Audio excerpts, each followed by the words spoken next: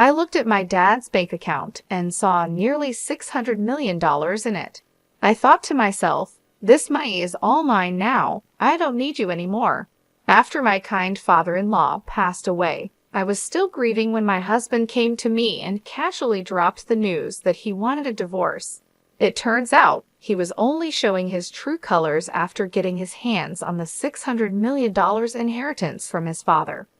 He saw me as nothing more than an ATM, just waiting for Dad to pass away so he could live a lavish life without having to work. I had seen glimpses of his true nature before, but I never realized he was this awful. Before I knew it, I was clenching my fists, angry at myself for being fooled into this marriage. I could accept being deceived, but I couldn't stand him speaking badly about my kind father-in-law. Fine, I said, hand me those divorce papers. I snatched the papers from my husband, signed them quickly, and threw them back at him. All right, the rest is up to you, I told him. Yeah, leave it to me, he replied, smugly. He offered to send my belongings, and I walked past him, out of the living room, and left the house. I knew my husband would regret divorcing me. Sure enough, he called me later, panicking when I explained that the $600 million was just a fantasy. My name is Mary, I'm 45 years old, and I work in sales. My husband, John, is also 45, and he used to work in sales, but now stays at home. There's a story behind him becoming a homemaker, but to explain that, I should start with my first husband. This is my second marriage. My first husband died in a work accident 5 years ago, leaving me a widow. Between life insurance and severance pay, I received about $600,000. Since my first marriage happened later in my 33s, we didn't have any children. I inherited the money along with my ex-in-laws, but they told me, we're almost 82 years old and don't have much time left, so we don't need it. I couldn't accept that and decided to give the money to my ex-brother-in-law and his wife, who were living with my ex-in-laws. However, they also said, we don't need much since it was my brother's money. You should use it, so they only took a small portion of the money. In the end, after paying a significant amount in inheritance taxes, most of the money ended up with me. Combined with our savings and the fact that I had a job, I became fairly well off by the age of 41. But even with all that, sitting alone at home and looking at the numbers in my bank account, I felt empty. When I came home from work, no one was there, and no one ever would be. The bed beside me stayed perfectly made, just as it was before I went to sleep. The worst part was when I accidentally made breakfast for two. As I took a bite of the second piece of toast, I thought, this must be what it feels like to have a hole in your heart. I really wanted to take some time off, but I had to keep working, so I went back to my job with this emptiness inside me, constantly feeling a sense of void. I desperately wanted someone, anyone, to listen to me, and that someone turned out to be my current husband. When I told him about my husband passing away and how I had to take some time off because of it, he said, I'm sorry for any inconvenience. I quickly replied, No, it was no inconvenience at all. Besides, your husband was a lucky man to have someone who cared for him so much. I'm sure he was very happy. He then shared a bit about himself, saying, as for me, I'm terrible at relationships. Even when I do date someone, I get dumped quickly.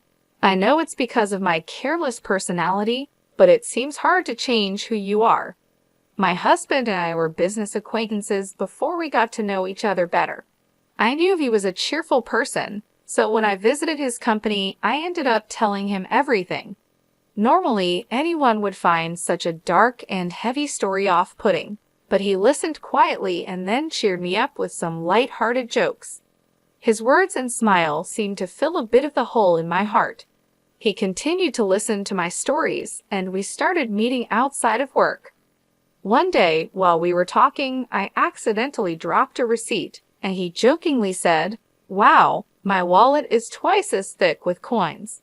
You dropped a receipt, and we both laughed. I need to organize it, but it's such a hassle. When he tried to pay at a store, receipts started falling out as he pulled out some cash. I picked up the receipts and handed them back to him, and he stuffed them back into his wallet, complaining about the coins. It seemed like the receipts were also making his wallet bulky. "You're like a kid, John," I teased. "What? I'm 45, you know," he replied.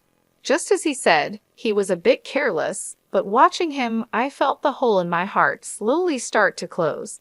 We kept meeting privately, and a year later, he told me he had feelings for me. It had only been a year since my previous husband passed away, so I was torn, but I felt like my late husband was telling me, "Don't stay stuck, move forward." So I decided to start dating John. People around us had their opinions, but making that important decision helped me begin to heal. However, just a month later, John gave me an even bigger concern and asked me to make an incredibly important decision. Shouldn't we get married? Given our age, it's better to decide sooner rather than later. This time, I couldn't hear my late husband's voice guiding me. It felt like he was telling me to trust my own intuition and keep moving forward, so I decided to marry John. "Okay, let's get married," I said, surprising even myself with how quickly I made that decision. It was likely John's personality rubbing off on me. I started to think that a bit of carelessness wasn't so bad if it made me more positive. At the same time, I learned from John that too much carelessness could be problematic. "Wait, live with your dad?" I asked. "Yeah, just recently, he got sick and needs help with daily living. He kept working past 73, thinking he was still young, and now this happened." "What about your mom? Is she helping him?" "Huh, didn't I mention it? My mom's not around. My parents divorced when I was young, and I haven't seen her since. This is the first I'm hearing of it. Sorry, don't be mad, but it's a heavy topic to bring up when we weren't sure about getting married yet, right? I figured I'd tell you later. Even if you put off talking about living together, you could have told me about your parents.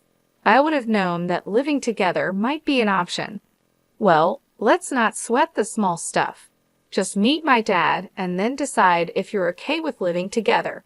And if I say I can't live with him, we'll figure it out then," John said with a smile, but I couldn't smile back. "I'm not planning to say I don't want to marry you just because I don't want to live together. I just wish he had told me the important things earlier. I thought being careless wasn't so bad, but now I see it's not a good thing after all." In the end, I agreed to meet his father, as John suggested. Then I began to understand what he meant by small stuff. "Your house is pretty big," I said. "Just a bit. It's just me and Dad, so we have some extra rooms. If you move in, you can use any of the spare rooms," John replied. I was about to meet his dad for the first time, so I was a little nervous. Ignoring my feelings, John opened the gate and walked towards the front door. His house was 3 stories high, slightly bigger than the neighboring houses. Living there with just the 2 of them seemed quite luxurious. That's what I thought, but John seemed dissatisfied. "Dad's so stingy. He should have built a bigger house," he muttered to himself. But I was too nervous about meeting his dad to confirm what he said. "Dad, I brought her. This is Mary," John said. "Nice to meet you," I said. "Sorry to greet you from bed. It's been hard to move lately," his dad replied. "Please don't strain yourself," I said. John's father propped himself up with John's help. He wasn't bedridden, and it seemed he could get up and walk slowly with a bit of help, so he could manage with some assistance. Despite his physical issues, his father seemed sharper than I expected. "So, Mary, you're in sales for office equipment. With the move to paperless offices, selling the hardware must be getting tougher, right?" his dad asked. "Yes, industry-wide, equipment sales have been declining for about 11 years, so everyone is focusing on new services or business expansion," I replied. "Considering that the domestic market for the equipment is almost saturated, you need to look at countries where there's still demand for new services. IT integration might be the way to go. I think there's something called MPS, right?" he said. I completely forgot I was talking to my future father-in-law. The conversation flowed so naturally into work talk that I switched to work mode. His father didn't push too hard on the marriage topic either. He was probably being considerate of my feelings. After just a few minutes of talking, I found myself respecting him. I started to understand why John called living together small stuff. He probably knew I wouldn't oppose living with his dad. About 30 minutes into our conversation, his father said, "My back's starting to hurt. Sorry to cut this short, Mary, but I need to rest. Please take care of John. He's quite a chatterbox." "Sure, I will," I replied. Is sure the right response. His father seemed to cut the conversation short to avoid burdening me. I wanted to talk more, but I didn't want to tire him out. Feeling a bit disappointed, I left with John. On the way back, John told me more about his dad. "Dad's a serial entrepreneur," John said. "A serial what?" I asked. "A serial entrepreneur. He starts companies, grows them, then sells them. He's done it multiple times," John explained. "You can just buy and sell companies like that." I was surprised. Well, yeah. Selling one company involves millions of dollars. Starting and growing a company also needs a lot of money, so the sale isn't all profit. But still, Dad's pretty well off. He just doesn't like to spend. He could build a mansion that would make jaws drop, but he doesn't, John said. "Don't you know much about his work?" I asked. "He doesn't talk much about work or money. He never hired me for his companies or taught me how to make money. Living at home is the only way he spoils me. If he's got so much money, he could spoil me a little more, don't you think?" John replied. "Your dad probably has his reasons," I said. It seemed his father was quite an impressive person. It made sense that John might feel overshadowed by him. Given how incredible his father is, John probably got compared to him a lot, so it's understandable that he'd have some complaints. "By the way, why did your mom leave? Your dad seems so kind. It's hard to imagine their marriage not working out," I asked.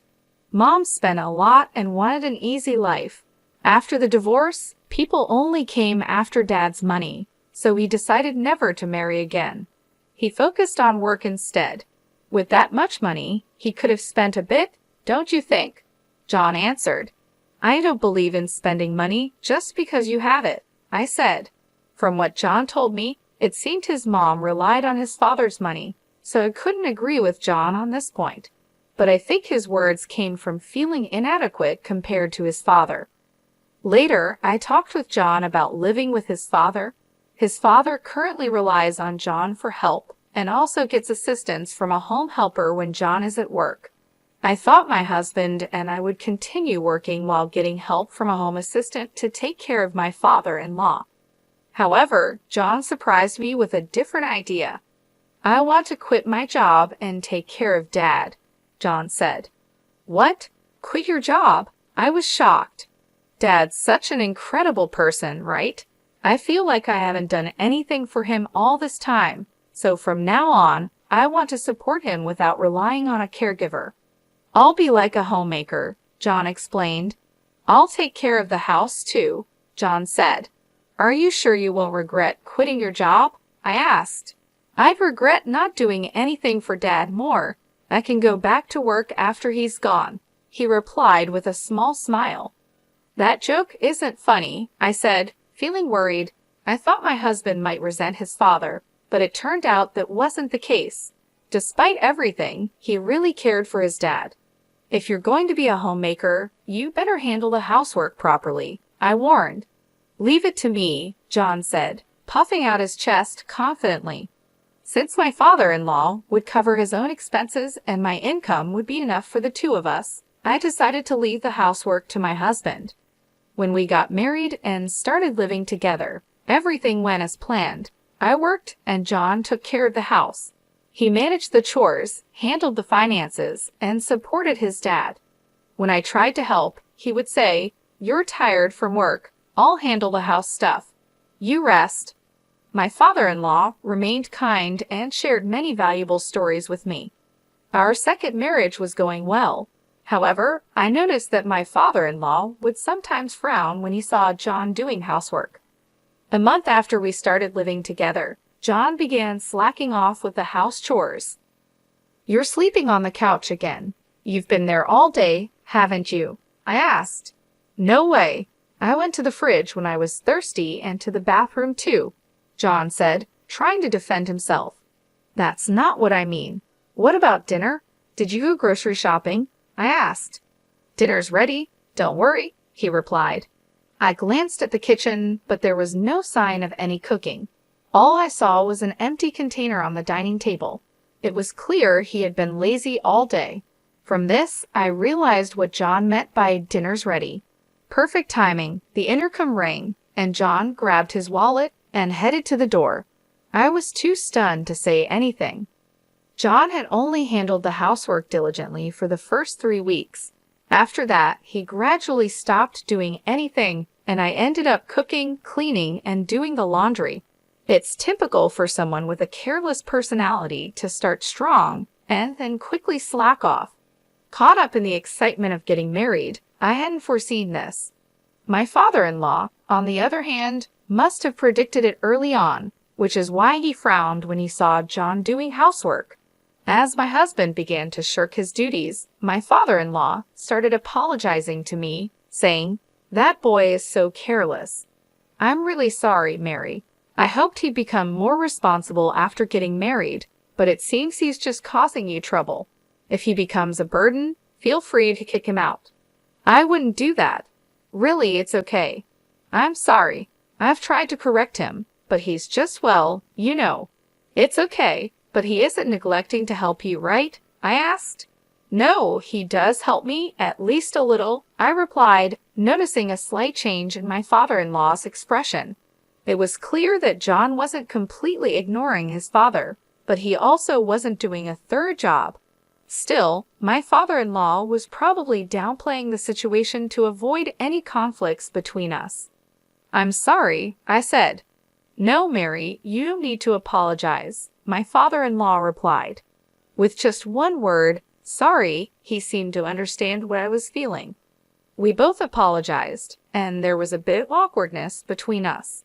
To break the tension, my father-in-law quickly changed the subject with a brighter tone. "Oh, I'm doing some end-of-life planning and need your help. I'm not confident in John handling it." "End-of-life planning? It's not as negative as it sounds. I just want to avoid any trouble later." "Got it. If there's anything I can do, I'd be happy to help." Talking about John made us both cautious, so we ended up avoiding discussions about him and housework. It was an uncomfortable way of being considerate, but there were also thoughtful gestures that made me happy. "Is there anything inconvenient at home?" my father-in-law asked. "Not really, but the bathroom could use some fixing." I had just wanted the water heater checked, I said, but my casual comment turned into something much bigger. "Wait, what's this?" I exclaimed when I saw the changes. My father-in-law had contacted a contractor he knew, and they completely renovated the bathroom. Not only were the tub and shower replaced, but the walls and floors were redone with special coatings to resist grime, and the drain was redesigned to make cleaning easier. They even installed a bath lift to help my father-in-law get in and out easily. "Now I can enjoy a nice clean bath, and it's easier for me to get in and out," he said. It was an extravagant use of money, and this happened a few times where a small request turned into a huge upgrade. I learned not to ask my father-in-law for small favors lightly, yet my husband still called him stingy. I couldn't understand how John could see it that way, given how generously his father spent money. Out of curiosity, I asked my father-in-law about his most extravagant spending. "What's the most luxurious thing you've ever done?" I asked. "I started a seafood company in Germany, built the office and the factory from scratch. That cost a fortune." "A company in Germany? That's impressive, but it was work, right?" "Well, yes and no. I did it because I wanted to, so it was more like a hobby." "Why seafood in Germany? Was it because it was profitable?" "No, I had no knowledge or connections and didn't think about profits. Germany exports a lot of seafood, and we import a lot of it.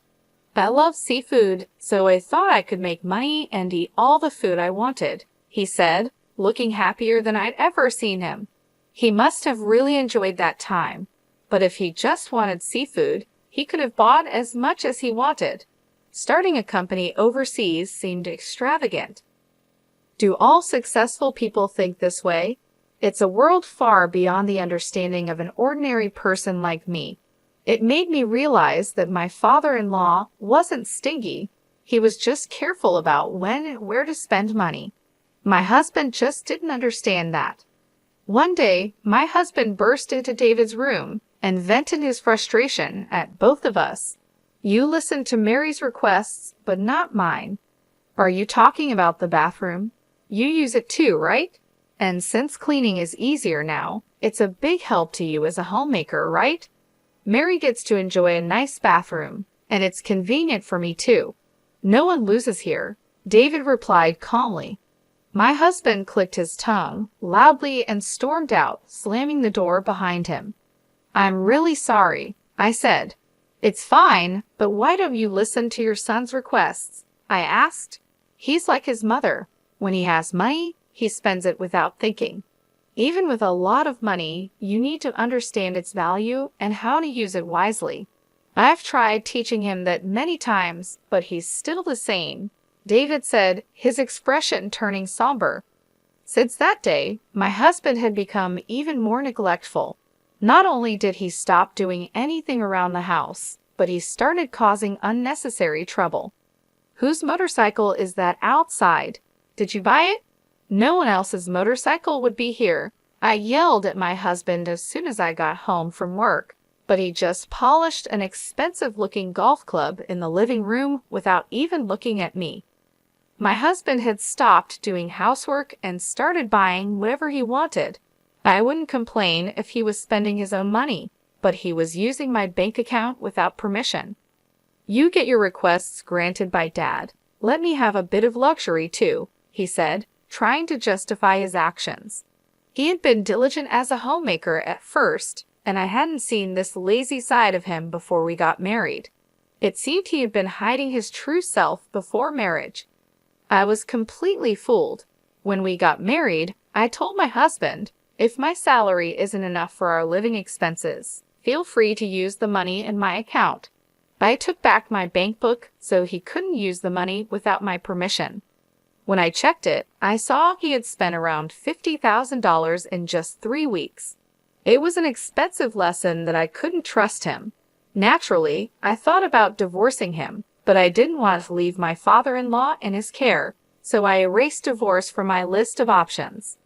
My husband seemed to sense that I wouldn't divorce him and became even more arrogant. "Hey, can't you come home earlier? I've been waiting for dinner all this time," he complained, treating the living room sofa like his personal nest and hardly moving from there. Of course, he did no housework at all. What does being a homemaker mean? I was starting to lose my understanding of it. He had said he didn't want to rely on a home assistant and wanted to be a good son, but he ended up hiring a caregiver again. Honestly, this made me feel better knowing my father-in-law wasn't left to my lazy husband. I decided to avoid my husband as much as possible, thinking, "Let sleeping dogs lie." With this mindset, the year flew by quickly. Then a significant event happened for both me and my husband. Thank you for everything. My father-in-law passed away just before turning 81. The time I spent with him was short but incredibly meaningful to me. It felt like we had spent 11 years together. Even after the funeral, I couldn't pull myself together and felt a deep void in my heart. As I sat in the living room, lost in emptiness, my husband walked in with a cheerful expression. "Hey, let's get divorced." "What?" That single word snapped me out of my daze. He was waving the divorce papers in my face. It wasn't a misunderstanding or a joke. I found Dad's bank account. Guess how much is in it? Nearly $600 million, so this money is all mine. You're no longer needed, ATM. When Dad collapsed a year ago, I didn't want to deal with taking care of him, so I looked for a wife. I figured you'd be an easy catch since you were grieving the loss of your previous husband. I see, so that's why you were in such a hurry to get married.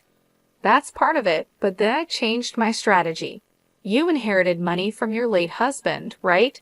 You never talked about it, but I figured his retirement and insurance would be substantial.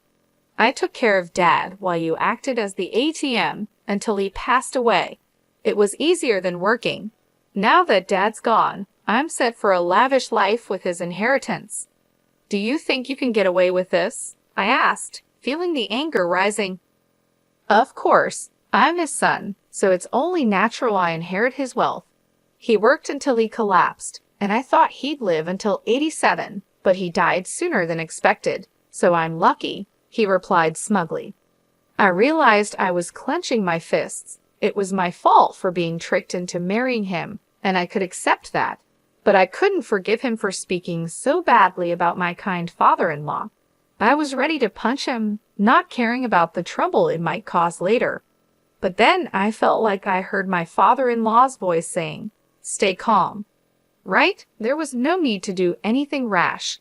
Are you sure about this? All right, give me the divorce papers, I said. I snatched the papers from my husband, signed them on the spot, and handed them back. Thanks for making this easy. I'll file these tomorrow.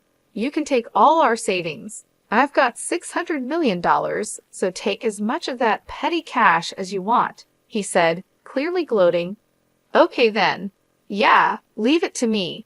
I'll file the papers and send you your stuff if you want, I replied, walking past him and out of the house.